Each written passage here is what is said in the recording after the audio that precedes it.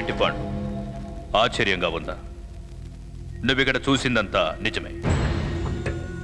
ఇలాంటి పనులు నీకు నచ్చవు, నువ్వు చేయలేవు. అందుకే ఇలాంటివన్నీ మస్తానికి వదిలేశాను. పాండు, నువ్వు మంచివాడివి, కానీ తెలివిగా ఆలోచించలేవు. చెప్పిన అర్థం కాదు. నిజమే, నాకు తెలివిలేదు. నేను మూర్ఖుణ్ణే. నాకేమాత్రమైనా తెలివుంటే నువ్వే దేవుడు అని ఎందుకు నమ్ముతాను? జనాన్ని నమ్మిస్తాను. నా కొడుకుని ఎందుకు దూరం చేసుకుంటాను? వాడికన్నా నీ మాటలకే ఎక్కువ గౌరవం ఎందుకు ఇస్తాను? పాండు, నోర్మై! నా పేరెత్తే అర్హత కూడా నీకు లేదు. జాకీర్ బాయ్ అని గర్వంగా చెప్పుకున్నాను. చివరికి నన్ను వేట కుక్కని చేశావు. ఆ వేట కుక్క నిన్ను వేటాడుతుంది. జాగ్రత్త.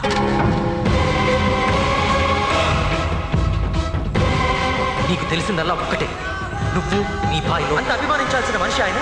కానీ నాకు ఆయన దేవుడు.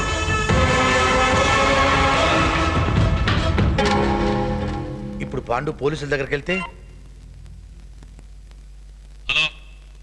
హలో కాశీ, నేనే. చెప్పు బాయ్. పాండుకి మన గురించి తెలిసిపోయింది. పిచ్చి పట్టిన కుక్కలాగా ఇక్కడి నుంచి వెళ్ళిపోయాడు. ఆ పిచ్చి కుక్క మనదైనా సరే దాన్ని ఖతం చెయ్యాలి.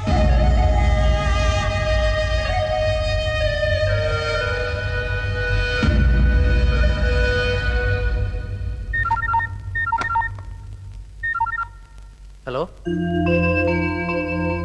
హలో అజయ్, నానా, నాకోసారి నేను చూడాలనుంది. నీతో మాట్లాడాలనుందిరా. నువ్వెక్కడున్నావు చెప్పు నానా, నేనే వస్తాను.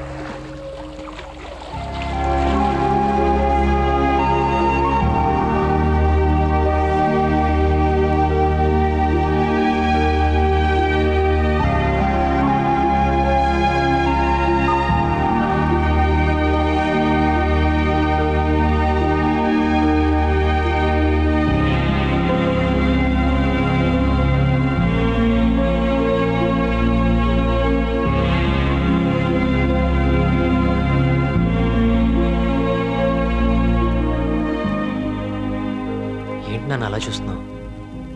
ఒక్కసారి మనస్ఫూర్తిగా నేను చూసుకునేవరా. తెలియకుండానే మనసు ప్రశాంతంగా మారిపోయింది. రే, నా మీద నీకు కోపం లేదు కదూ? కోపం ఎందుకు? చిన్నప్పటి నుండి నిన్ను కష్టపెడుతూనే ఉన్నాను. నువ్వు అడుగులు వేస్తున్నప్పటి నుండి నీ చేత అడుగులు తప్పుగా వేయించాలని చూశాను. కానీ నువ్వే ప్రతి అడుగు కరెక్ట్ వేశావు.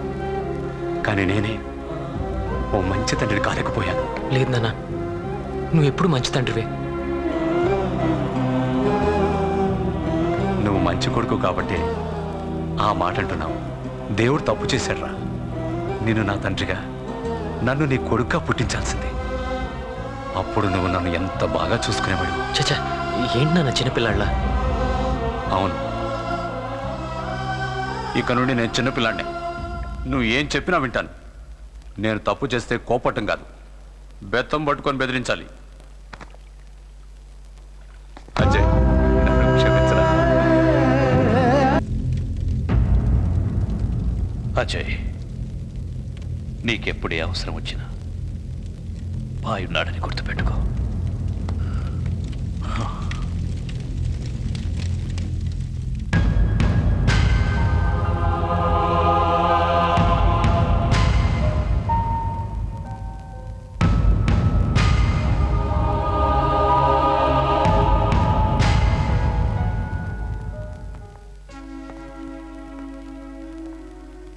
అజయ్, చనిపోయిన వాళ్ళకి ఆత్మశాంతి లభించాలంటే నువ్వు మామూలు మనిషివి కావాలి. మళ్ళీ తిరిగి నీ జీవితం గురించి ఆలోచించాలి. అవునజయ్, మమ్మీ వాళ్ళ స్నేహితులతో మాట్లాడింది. మళ్ళీ నీకు ఇంటర్వ్యూకి వెళ్ళే అవకాశం వచ్చింది. దాన్ని వదులుకోవద్దు. గతం ఒక శాపం, భవిష్యత్తు ఒక అదృష్టం. నీ దృష్టి ఇప్పుడు నీ లక్ష్యం మీదనే ఉండాలి.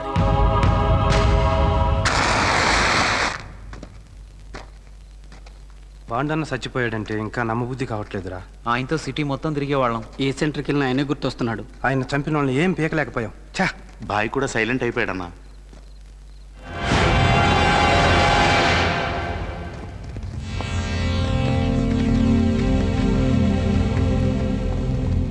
రేయ్, పాండుగాడి బ్రదర్స్ రా.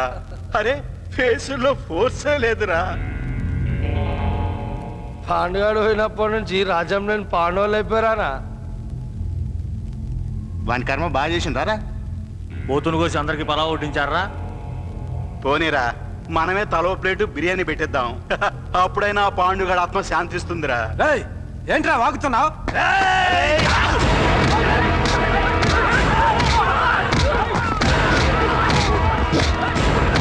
చచ్చిన పాండన్నను పిలవరా, పిలవరా, పిలవరా పాండన్నని.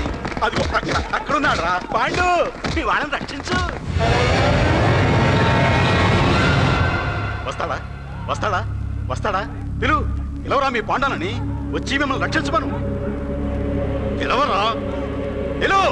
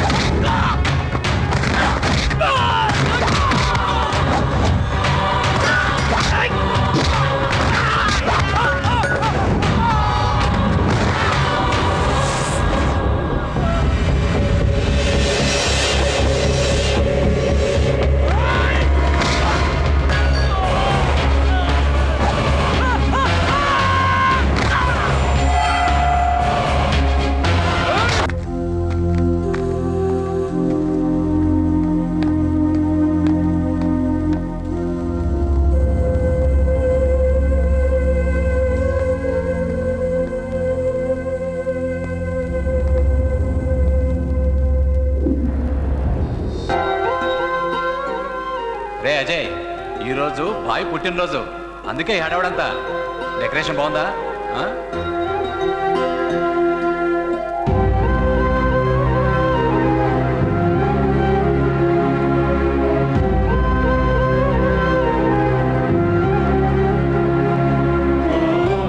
రే, నువ్వు కోపంలో నాలాగే ఉంటావు. అవును నాన్న, అచ్చ నీలాగే ఉంటాను.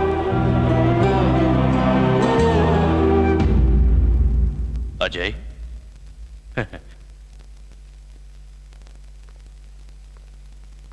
ఎలా ఉన్నావు అజయ్? నీ ఇంటర్వ్యూ విషయం ఏమైంది? ఇంటర్వ్యూ అటెండ్ అవడానికి ఇంకో అవకాశం వచ్చింది. ఓ గుడ్, వెరీ గుడ్.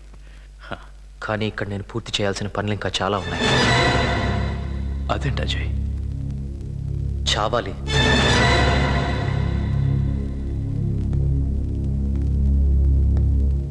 చంపాలి. మా నాన్న చావుకి కారణమైన ప్రతి ఒక్కడు చావాలి. నేనే చంపాలి. ఎవడిని బతకనివ్వను.